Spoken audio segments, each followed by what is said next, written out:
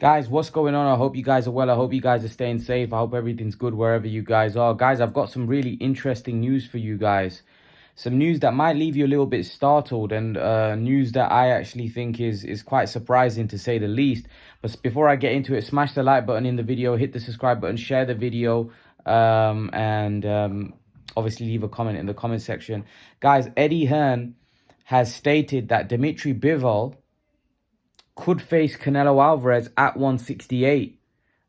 This is obviously very surprising news, but this is what Eddie Hearn had to say. Yeah, close on the scorecards. I didn't score it that way, but 1 round difference is a draw. Dmitry Bivol is obviously the target next. Obviously, he'll want to avenge that defeat, but Bivol is very tough fight against Zodo. He's in a very tough fight against Zodo Ramirez on November 5th. We'll have to see if he gets through that.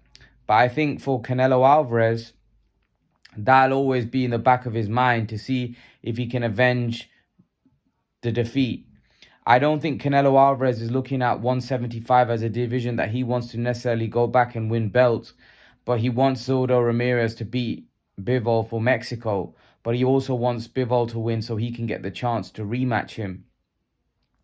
Don't rule out the possibility of Bivol moving down to 168 to challenge for the undisputed title, because he wants to do that as well. We have to see, but November 5th in Abu Dhabi is a very important date for the diary in the division. It was packed in there tonight and the atmosphere was incredible. Alondro Fernandez was there signing. It was an amazing experience. Two greats, Canelo and Golovkin, and some great fights on the undercard as well. It was great to see Canelo get a victory. Gennady will be kicking himself for a slow start. Canelo was outstanding in the first half of the fight. People talk about it being a slow start from Gennady, but Canelo's movement was unbelievable. It's frustrated Gennady Golovkin, who came into the fight on the back end. He landed a good shot. Canelo Alvarez, it looks like he broke his left hand, but I thought he was the deserved winner. I had it probably 9-3, something like that. Gennady finished the fight strongly, but there was too much damage done by Canelo Alvarez in the first half of the fight. He's probably not the fighter he was 4, 5, 6 years ago, but few are when they reach that stage in their career. But he boxed extremely well in the back half of the fight. Just in the first half of the fight, Canelo's movement was too good. I hardly gave Golovkin a round in the first 6 rounds. When he did get into the fight, he looked dangerous.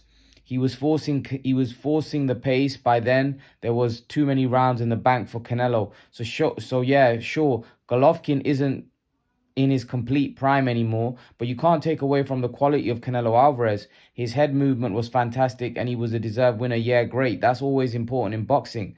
They embraced after the fight, after the first and second fight as well, but there was still some kind of stuff said. It all depends on the interviews that come in the future. They're two classy guys, two legends in the sport, and they'll always give it their all. I don't know. There will be a lot of people saying that Golovkin is coming to the end of his career, but he did stop Ryota Murata in Japan to unify. So you're talking about him fighting the brilliance of Canelo Alvarez. Can he come back to unify the division or become undisputed middleweight? Or will this be the end of the road of Gennady Golovkin? That's obviously up to him and his family to decide what's next. Yeah, I think that the hand has been bothering Canelo for a while now. Whether it's broken or not, that's talk. It may require surgery. Obviously, we're in September. It's very unlikely that he'll box again until May. It was a good performance. He boxed a little bit more than I expected him to, and I think that frustrated Rosado. That refers to Rosado or Reynoso, probably meant Reynoso. It was a good victory. I think the 3 wins for Ali Akhmedov coming off the Gongora defeat. Look, Rosado wins some and loses some. I'm sure he'll be back. Okay, that's it. That's Eddie Hearn giving his take. So Eddie Hearn obviously makes an interesting call there, saying that Canelo Alvarez might fight might fight Dmitry Bivol at 168. I'm not so sure I'm keen on that.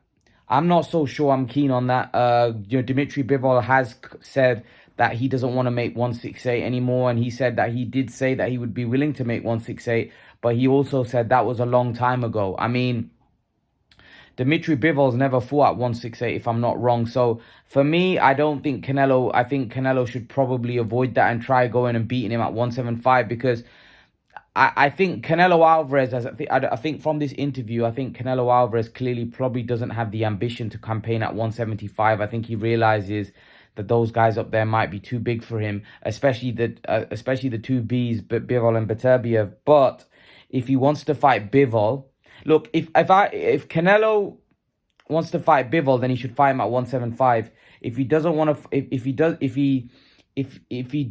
doesn't want to fight Bivol, he just stay at 168 and look to fight all the guys. If he wants to fight at 168, then just fight all the guys at 168. It doesn't matter if you don't fight Bivol again. I don't think that really matters.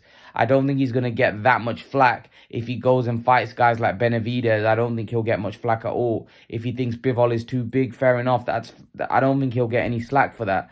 But I think if he brings Bivol down to 168, then I think a lot of people won't give him credit for his win because they'll say Bivol was drained, Canelo handicapped him, did all this, that.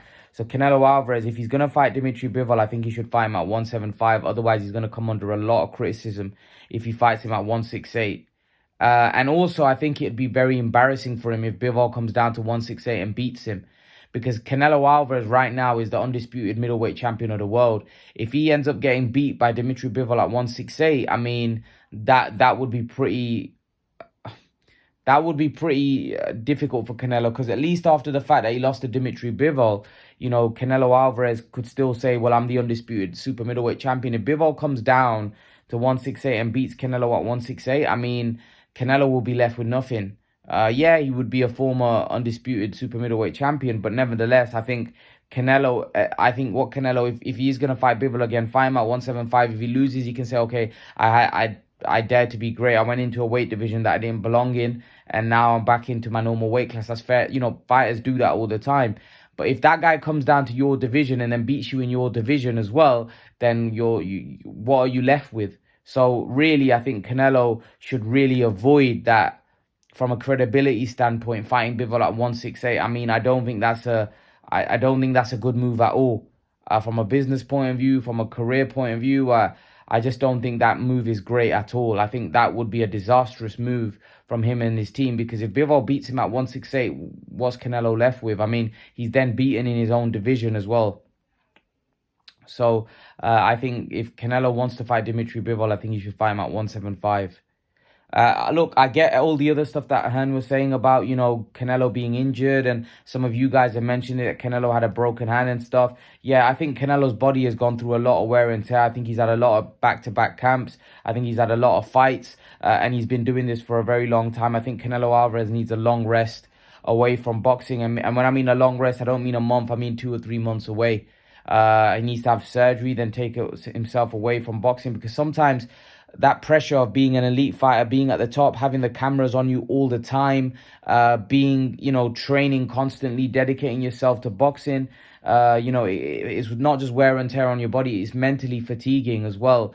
You know, the press conferences, back-to-back, going to different cities, this, that. It's very, very fatiguing for Canelo. So Canelo needs to take a step back, relax, you know, be away from the cameras for a little while, obviously heal up, enjoy his family, physically and mentally take a rest. Not just physically, but mentally take a rest. Because like I said, this can be very draining mentally, this type of lifestyle, this type of dedication. Like mentally, it's very tough. So Canelo needs a break. He needs a break from boxing.